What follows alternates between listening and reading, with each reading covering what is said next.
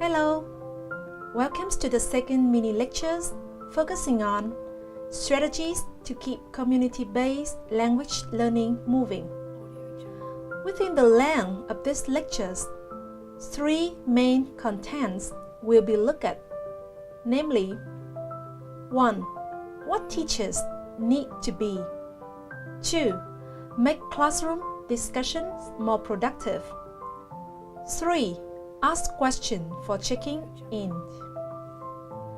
1. What teachers need to be. Keep a project moving requires teachers to support students on their learning journeys. It doesn't always unfold the way you expect.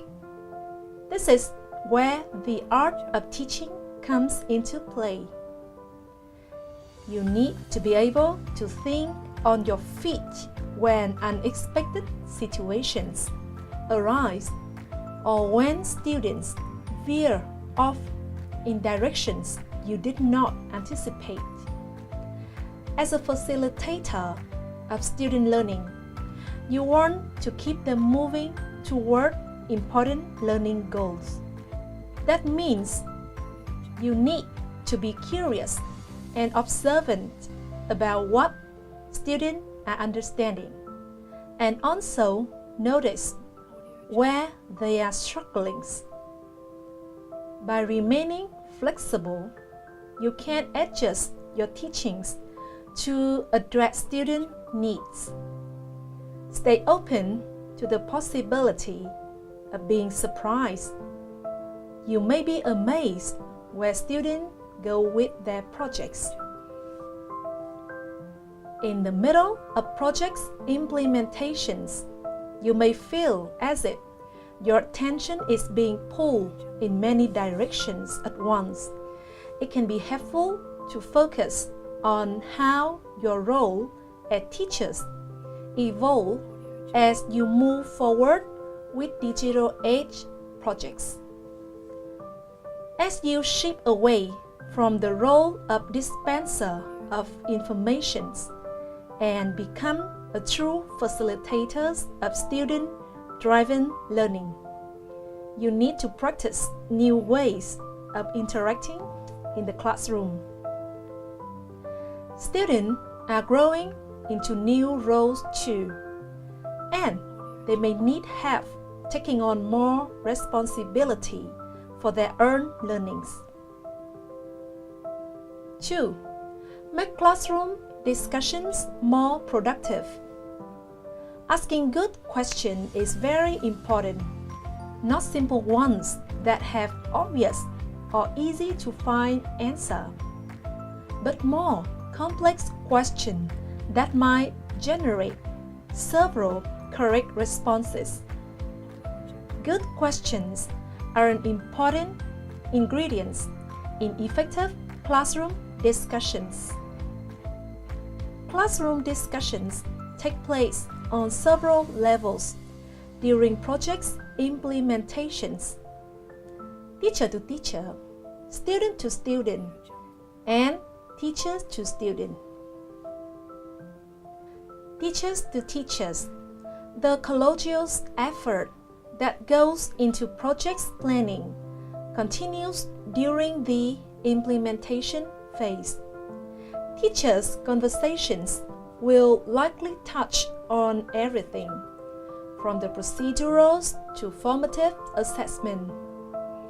If you don't have time for face-to-face collaborations, or if your project colleagues are at a distant location, be sure you are making use of a project log, wiki, or other collaborative tool to keep your teachers-to-teachers conversation going.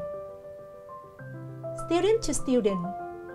Students should be talking about their learning experiences as they unfold within their teams as well as across teams. Remind them that good communication skills are part of effective teamwork and will help keep their team organized and on track. What is more, Explaining their thinking gives students opportunity to learn from and challenge each other. In your role as facilitator, spend plenty of time listening to student conversations. Step up to a team at work and take on the role of curious bystander. Join in if it makes sense, but be careful not to take over the conversations. Model how to give effective feedback and then give students opportunities to practice this important skill with their peers. Teachers to students. In a traditional classroom, the lecture format dominates teachers to student interactions. This changes in the project-based classroom. You will still have occasions to talk to the whole class at once, such as when you have an announcement that everyone needs to hear. However, if you are using a project management tool, such as project website or blog, an online calendar that tracks milestones, or an online project workspace, you may find you need to spend less hours on housekeeping. At times, you may decide to lead a whole group lesson, to introduce a new concept, or demonstrate a skill that all students need to understand to move their project forward. Or you might decide to use a whole class discussions to check in student understanding or wrap up a certain phase of the project with some class reflections. Most often at this stage, however, you are apt to be circulating, observing, and talking with smaller groups of students. This method is ideal for practicing your own listening skill and asking probing questions that push students' higher order thinking. 3. Question for checking in. In the middle of a project, student teams are likely to be going in many directions and working at different speed. That's normal. But it means you need to pay attention to many activities at once. Think about the kinds of questions that will help you check in on student progress and make necessary adjustments to your project's plan. Frame your question to get at the information you want to discover and use the right tool to help keep projects moving. Based on the types of information you want, you might ask questions such as the following. 1. Procedurals. 2. Teamwork. 3. Understanding. And 4. Self-assessment. Procedurals. Are we staying on schedules? Do we have the right material available? When is the best time to schedule a field trips, expert visitors, or other activities? To track progress toward milestones and deadlines, remind students of the project's calendar and monitor students' project logs and checklists. Teamwork. How are team members getting along? Is one student carrying too much of the load for the whole teams? Are students able to manage conflict themselves, or do they need my help? Circulate and ask questions to help you assess team dynamics.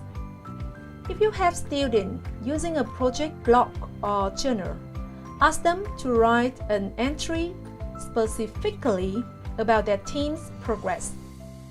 Give them a safe place to raise concern or ask for help if they are experiencing team trouble. For example, Consider using an online survey tool or set up a poll of the day that asks about team dynamics. If you are using a project wiki, pay attention to who is contributing what to the project workspace. If you see that some students are consistently contributing less than others, use this observation to open dialogue about teamwork. Understandings. Spend time observing teams at work, listening to student conversations, and asking probing questions. Review online workspaces where you can see student work in progress. If you see students going way off task or basing their decisions on faulty information, ask questions or suggest resources to redirect them. Similarly, if you see opportunities for students to go beyond expectations, encourage them to push themselves. Self-assessment. To find out what students are thinking about the project, ask questions that encourage self-assessment and reflections. Project journals or blog offer space for students to describe challenges or frustrations, to ask questions that they may not feel comfortable asking in class, or to share the excitement about projects. 75% of last year's graduating class participated in community-based learning. It's not required. It's not anything that they have to do for graduation. But I think the numbers speak for themselves. An important quality of living is to be curious. Students have an opportunity to take the community-based learning program, and that encompasses a number of elements, including internships. They enter into a discussion with myself or my two colleagues about some of their interests, which they may have already developed, and they're walking through the door with like, hey, I'm really interested in international affairs. How can I access that sort of curiosity in the small town of Montpelier? And so we just begin a dialogue about what that would look like, why they're interested in that. And I think that that discussion on the front end helps craft the right experience with the right mentor and the right pieces of any sort of internship. We're trying to break down this idea that learning is contained in a classroom for some reason. So I went to Matt McLean around Thanksgiving and I was like, Matt, I want to do something with fraud prevention. And he goes, you what? And we found DFR, the Department of Financial Regulation. We were thrilled to get her. Not only is she just a real go-getter, but she gives us a really valuable perspective from young people, which we are missing around here. I really like having the chance to actually learn things hands-on and to not just be in a classroom. In the first few weeks, I just got a kind of taste of what everyone does. I shadowed a bunch of different people, and then I settled in on my project that I'm working on now. Understanding credit cards and loans, identity theft, and then sort of a pre-tax. I am creating an app that is going to teach the basics of financial literacy. Yeah, and maybe it'd be cool to have some like interaction in there so you don't see it all at once and you actually have to like dig deeper. On the front end, there's a number of different pieces that the students are expected to do. A letter of interest, cover letter, certainly is an expectation. It's just a way to say I'm interested in your work. And then there's that kind of interpersonal oral communication in the site interview. They're meeting with the community partner not only to learn about what site possibilities are, but to figure out is it the right fit. I'm not quite sure yet of what I want to do after high school, but I have been looking into the whole forestry business. I do my internship twice a week. We try to have them do a little bit hands-on on all the different aspects that we do here. From the very beginning to the correspondence with the client to the end with the kiln. He's taught me all about the different ways to calculate and measure the pricing and the different species. When you have to stop and you explain it to somebody versus doing it repetitively, you get a whole different feel of what actually you are doing. So it's been a good experience for me. The main thing that we wanted to make sure that we helped accommodate was the learning goals. So it was a mutually beneficial arrangement. We have 7 learning expectations in this school. We focus on reading, writing, communication, problem solving, habits of learning, creativity, and citizenship. We have to pick 1 or 2 and be like, this is how I'm going to fulfill this, and then prove that at the end. So it's not just a cool experience. There's that really kind of clear connection between what they're doing and the values that the school community has. And many of the projects that they do are developed in conjunction with their community partner. And we want to honor all those possibilities for students in terms of what the product is. The end product from the school's end could be a reflective paper that incorporates a lot of the pieces that they observed or took part in. So awareness certainly can be an end product. What I'm not willing to do is to allow students to not think about their experience. And so we're realizing with 60 to 70 students who are independently working out in the community that it's important to bring them together so that they have some sort of reflective cohesion. The seminars are small groups that come together once a month to connect up with each other and to kind of talk about their experiences. It's also a really practical time for them to develop their resume, write a thank you letter. We have an evaluation that we share with community partners, and it identifies areas that a lot of employment evaluations would involve: persistence, responsibility, attention to detail. It's a way for us to align our learning expectations with real-life employer expectations. Throughout the experience, my role is to really help students to say, why did you approach it that way?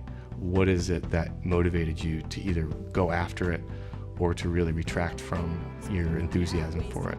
I want to help people, and I feel like working with financial regulation and fraud prevention can help the whole of the country. Doing this internship is a commitment, and I'm devoted to doing that. I've actually been looking at colleges in the forestry program.